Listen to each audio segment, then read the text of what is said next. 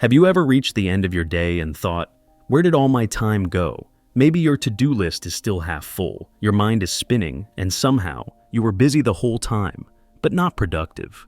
I used to feel that way constantly, until I stumbled upon something quietly powerful, the Japanese minimalist lifestyle. But not just the clean homes or perfectly organized drawers. I'm talking about habits, tiny, often invisible shifts in mindset that can literally change how you move through time. Today, I want to share with you 7 minimalist habits from Japanese culture that, when applied, don't just help you live with less. They help you save more time, a lot more time. Now, I'm not going to tell you to throw away half your stuff or become a monk. These aren't extreme changes. These are subtle, practical habits inspired by principles that have been part of Japanese culture for centuries. Things like the power of empty space, or Mottainai, the awareness of waste. And here's the best part. Each one of these habits is something you can actually try today. And I'll walk you through how to do it, step by step, with real examples from my own life. No vague philosophy, just real, everyday ways to get your time back. By the end of this video, you'll have 7 habits that can help you not only simplify your space and your schedule, but also clear your mind and reclaim hours you didn't even know you were losing. So if you're ready to stop feeling like time is slipping away from you and start living with more clarity and intention, stick around. This might just be the reset button you didn't know you needed. Let's dive in. Habit 1, appreciation and no waste, Mottainai. Let's start with a word that's kind of hard to translate directly into English, but once you get it, it sticks with you. It's Mottainai. In Japanese, it expresses a feeling of regret when something valuable is wasted, whether it's food, time, energy, even potential. It's like saying, what a shame. This could have been used better. At first glance, it might sound like just another way of saying, don't waste. But the beauty of Mottainai is that it's not just about stuff. It's about awareness.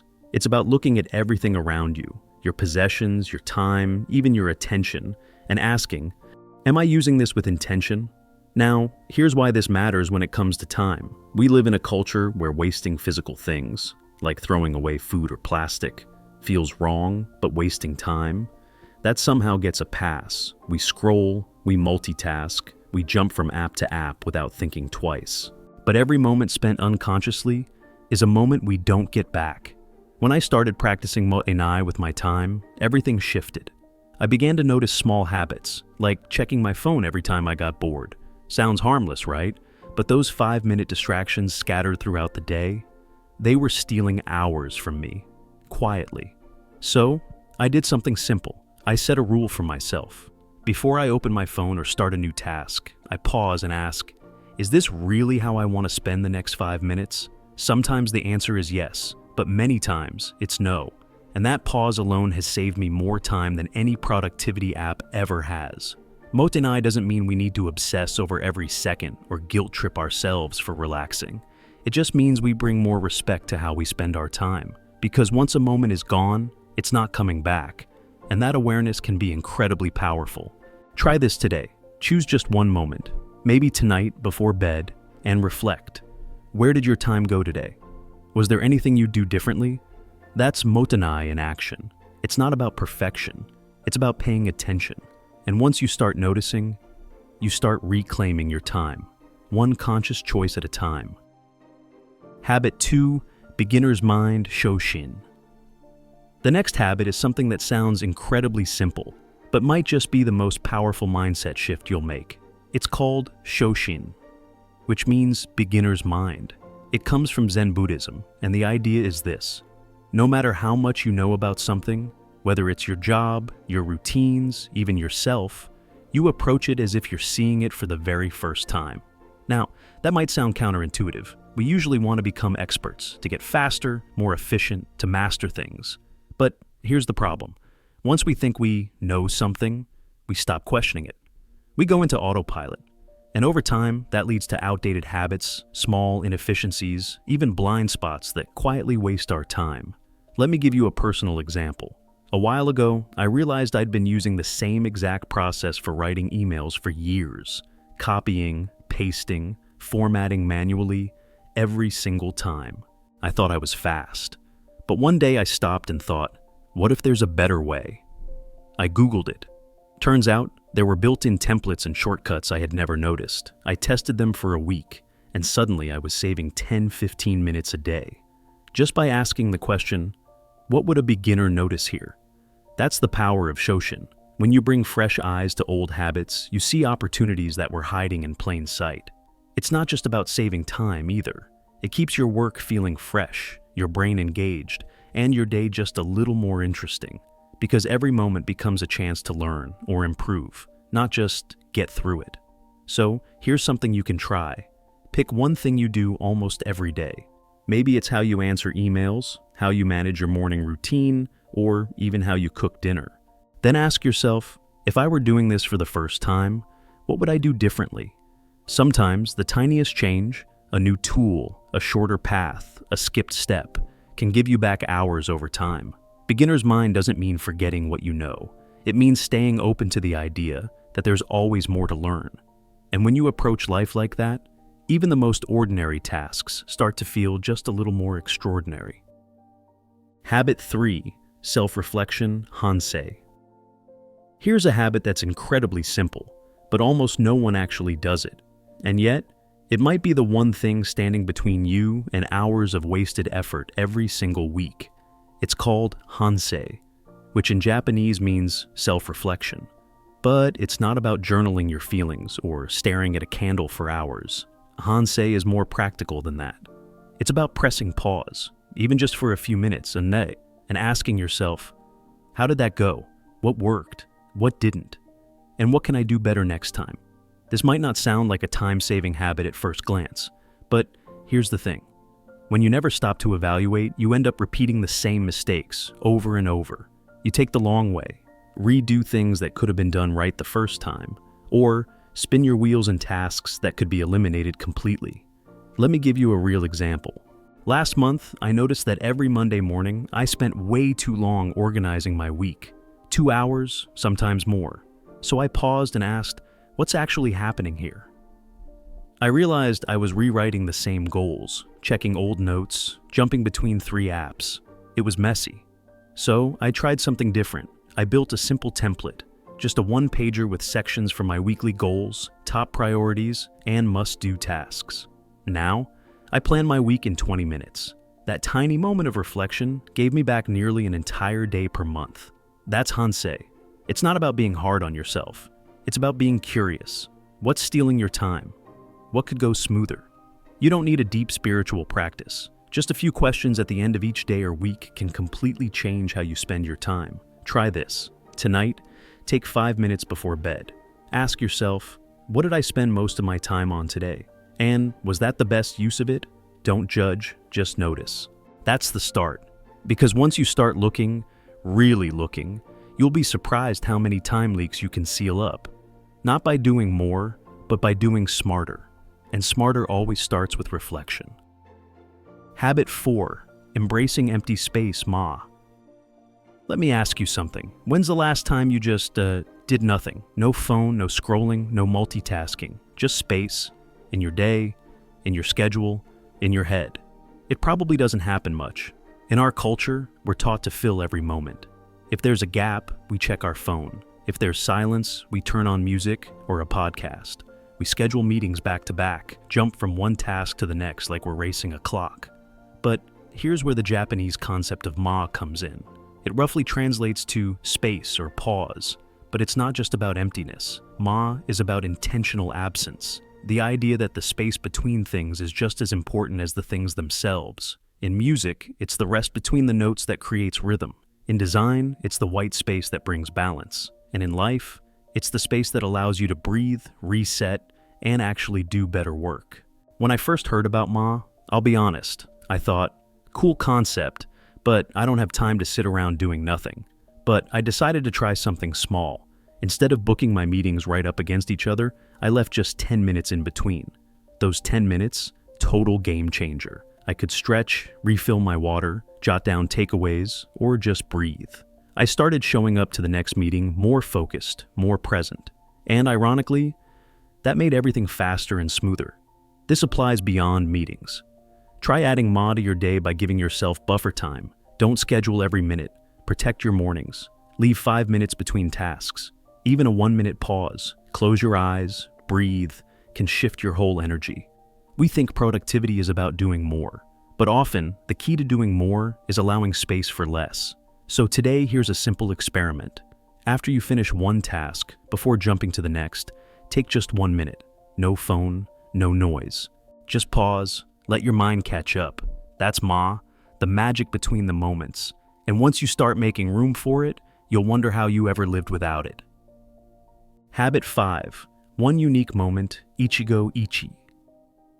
There's a beautiful Japanese phrase that, once you understand it, really makes you slow down. In the best way. It's called Ichigo Ichie, and it means something like one time, one meeting. The idea is that each moment is completely unique. It will never come again in exactly the same way. Even something as ordinary as sipping coffee with a friend or taking a walk to the corner store, that version of the moment is unrepeatable. It might sound poetic, but it's also surprisingly practical, especially when it comes to how we use our time. Because here's the truth, we miss a lot of moments, not because they're not happening, but because we're not really in them. We're thinking about what's next. We're checking our notifications. We're mentally jumping ahead to tomorrow's meeting or yesterday's regret. And while that's totally normal, it's also quietly draining. Ichigo Ichie reminds us to treat each moment like it matters, because it does. And when we do, something incredible happens. We waste less time, not by rushing, but by fully showing up. Let me give you an example. A few weeks ago, I had a 10-minute gap between calls. Normally, I'd scroll through my phone, maybe half-watch a YouTube video, but instead, I asked myself, what if this is a once-in-a-lifetime moment? Sounds dramatic, I know, but I went with it. I stood up, walked outside, and just looked around. I noticed the way the sun hit the trees, the breeze, a neighbor walking their dog. Nothing huge happened, but everything felt sharper, calmer. And when I returned to my desk, I wasn't drained. I was reset. I was there.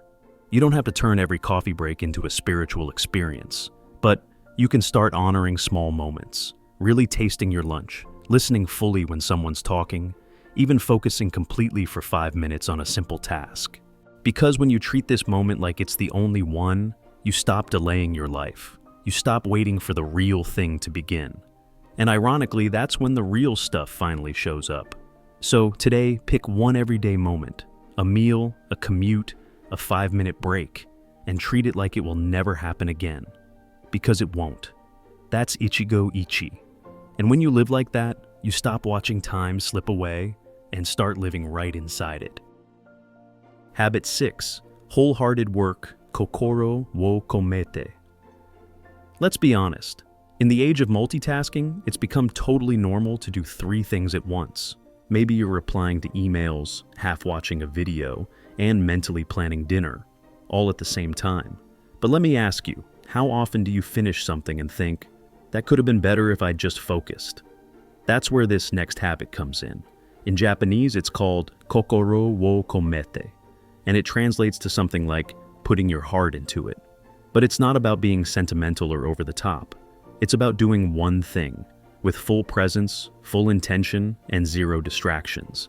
It's the difference between skimming through a task and being in it. Now here's why this matters for saving time. When we divide our attention, we make more mistakes. We miss details. We have to redo things. And worst of all, we finish tasks feeling mentally fried. Not because the task was hard, but because we were never fully in it. I used to be the king of half-doing things. I'd write while checking messages, cook while watching videos, edit while bouncing between tabs. It felt efficient, but I was constantly cleaning up messes later. One day, I decided to try something different. I closed everything except what I was working on. I even set a timer. 25 minutes, full focus. And you know what? I finished the task in less time. It was cleaner. I didn't have to fix it later. And I felt good when it was done. That's kokoro wo komete. It's not about working harder. It's about showing up fully for the thing you're doing. Whether it's writing an email, washing dishes, or having a conversation, you bring your attention, your care, your heart, as they say. You'd be amazed how much faster and smoother things go when you stop splitting your mind into pieces. So, here's your challenge. Pick one task today, just one, and do it like it's the only thing that matters. Turn off distractions. Don't rush. Just be in it. And notice what changes. Because when you put your heart into something, you don't just get it done. You do it well. And in the long run, that saves you far more time than cutting corners ever could. Habit 7. Slow living, yuckery. We've been taught our whole lives that faster is better. Faster work, faster responses, faster results. If you're not rushing, you're falling behind, right? But what if the exact opposite were true? In Japanese, there's a word, yuckery, that simply means slowly or gently. And it's more than a pace, it's a mindset. A way of moving through the world without constantly pushing, forcing, or rushing. Now, I know how that might sound. Slow down? I don't have time to slow down. But hear me out. Slowing down doesn't mean doing less. It means doing things more deliberately, with less friction, fewer mistakes, and more clarity. Think about the last time you rushed through something. An email, a meeting, a task. How often did you have to go back and fix something? Or worse, how often did you finish and immediately forget what you'd even done? That used to be me, all the time. I'd move fast just to check the box, and end up doubling back to clean things up later. One day, after reading about yuckery, I decided to experiment. I gave myself permission to slow down. Not all day, just the first 10 minutes of my morning. Instead of jumping out of bed and checking my phone, I drank a glass of water slowly, sat for a moment, and asked myself, what actually matters today? It was subtle, but powerful. I entered my day with focus instead of panic. And funnily enough, I got more done, because I wasn't spinning in 5 directions. That calm start set the tone for everything else. Yuckery isn't about being lazy, it's about being present. It's choosing to move with awareness instead of speed. And when you do, you realize something surprising. Most of what we rush doesn't actually save time, it just creates more noise. So, today just try this. Do one thing. Anything. 10% slower. Your walk, your lunch. Even just your breathing before a meeting. Notice how it feels. Notice how your mind reacts. You might be surprised by how much space you actually gain. Because sometimes, slowing down isn't falling behind. It's finally catching up with yourself. So, let's take a moment to breathe and look back at what we just explored together. 7 simple habits borrowed from Japanese culture, each with the power to shift how you move through time. We started with Mottainai, the practice of honoring what you have and not wasting what's valuable, especially your time. Then came Shoshin, showing up to familiar routines with the curiosity of a beginner. Hansei taught us the value of reflection, a few honest questions that can unlock hours of clarity. Ma reminded us that space between things isn't empty, it's essential. With Ichigo Ichie, we saw that each moment is one of a kind and worth showing up for. Kokoro wo komete urged us to do things wholeheartedly, one at a time, with care. And finally, yuckery invited us to slow down and realize we're not falling behind. We're finally living in sync with ourselves. Now, maybe not all of these habits will stick with you right away, and that's okay. You don't need to change everything at once. Just pick one. Try it for a week. See how it feels. Notice what shifts, even if it's just 5 quiet minutes in the morning, or a single task you approach with more focus. Because time isn't just about productivity. It's about presence. And when you start treating your time as something sacred, not something to race through, everything begins to change. So, tell me in the comments, which of these habits speaks to you the most?